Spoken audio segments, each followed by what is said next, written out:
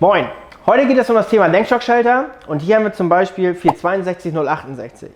462068 gibt es in zwei verschiedene Varianten. Einmal die graue Variante und die schwarze Variante ist mit einem SP dahinter versehen.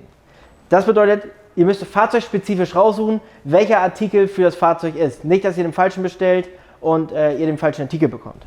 Wenn ihr den Artikel mechanisch einmal prüfen wollt, könnt ihr alles einmal durchschalten. So wie hier über Wischer, natürlich auch die Lichtanlage. So wie beim Blinker könnt ihr es noch besser, hier über die Rückholfeder könnt ihr dann einfach überprüfen, okay, das funktioniert. Bei Rückholfeder müsst ihr darauf achten beim Einbau, dass die spannungsfrei eingebaut wird, beziehungsweise der ganze Artikel. Es kann mal vorkommen, beziehungsweise wenn unter Spannung ist, dass die Feder hier vorne bricht und dadurch keine Funktion mehr gegeben ist. Das heißt, er schaltet im Fahrzeug beim Lenken, schaltet er nicht zurück, weil er den Stapper hier vorne nicht hat. Darauf müsst ihr achten. Jetzt zeige ich euch noch eben, ich habe den Schaltplan schon rausgesucht, wie wir die Artikel elektrisch prüfen.